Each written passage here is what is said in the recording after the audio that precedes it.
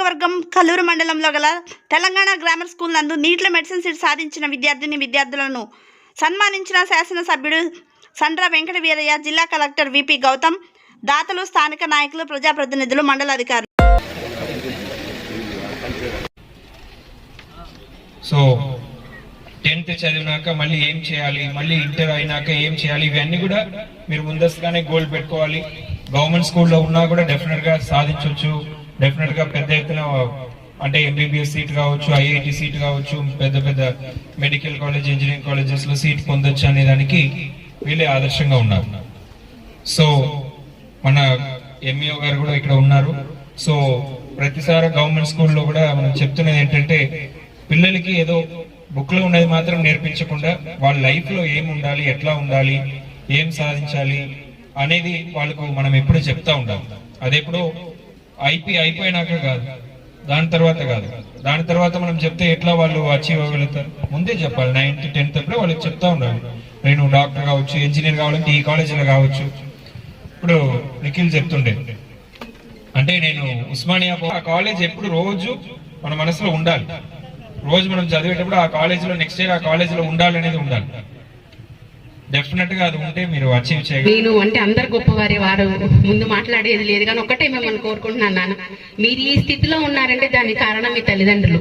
వారు మిమ్మల్ని ఎంతో ప్రోత్సహించి, అంటే వాళ్ళకి లేకపోయినా మిమ్మల్ని ప్రోత్సహించి మీరు ఈ స్థితికి రావడానికి కారణం వారు. అంటే మీరు అనుకోవచ్చు ఏమో, అంటే నేను హాస్టల్లో ఉండి చదువుకున్నాను కొంతమంది, కానీ అదే అమ్మా నాన్న అప్పట్లోనే నేను నాతో పాటు స్కూల్కి తీసుకెళ్తే ఒక 500 వస్తాయి కదా నా బిడ్డను అనుకుంటే మీరు ఈ స్థితిలో ఉండరు. అంటే వాళ్ళు ఎంతో కష్టపడి మిమ్మల్ని తీసుకున్నారు కాబట్టి మీరు ఎప్పటికీ తల్లిదండ్రుల రుణం తీర్చుకోలేనిది కాబట్టి వాడిని గౌరవించాలి. మీరు బాగా చదువుకోండి, మీ అందరికి సపోర్ట్ గా మేము. నాకు అవకాశాన్ని కల్పించిన మన ఎమ్మెల్యే గారు అలాగే మా మిత్రుడు చంద్రరావు గారికి సభాముఖంగా కృతజ్ఞతలు తెలియజేసుకుంటున్నాను. తమ సహకారం అందించడం ముందుగా వారికి నా హృదయపూర్వక నమస్కారాలు. జాన్మయ్య గారికి, విజయ్ గారికి. అలాగే ఈ కార్యక్రమం జరగడానికి నా ఉద్దేశం ప్రోత్సాహకర్త చంద్రరావు గారు అనుకుంటున్నాను. వారు కూడా మనం ఎంత ఇచ్చినా ఇతరుల ద్వారా ఇప్పించడం కూడా ఒక గొప్ప.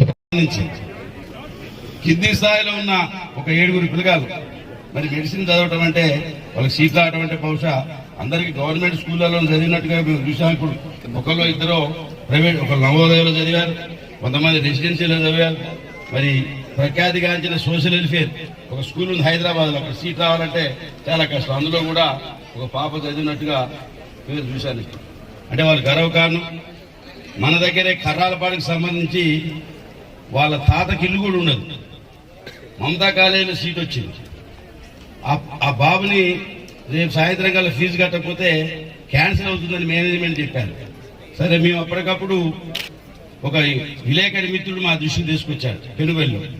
వెంటనే సాయంత్రం కల్లా మేము 5-6 కలిసి కూర్చొని 1,50,000 రూపాయలు ఫీజు అయితే నేను 50,000 ఇచ్చి, మిగతా ఫ్రెండ్స్ తలా 20,000 ఇచ్చి ఆ అబ్బాయిని మమతా కాలేజీ తరడీ చదువుతున్నాడు. అంటే మా దృష్టికి ఎదిగి మంచి మనిషిగా, మంచి మానవుడిగా ఎదగడానికి తోడ్పడేదే చదువు. చదువుకోవడానికి ఒకప్పుడు చదువుకునేవాళ్ళం, ఇప్పుడు చదువుకుంటున్నాం. మా అప్పుడు చదువుకునే పరిస్థితి తప్పి చదువుకునే పరిస్థితి లేదు. ఈరోజు చదువుకునే పరిస్థితి ఉంది, చదువుకునే పరిస్థితి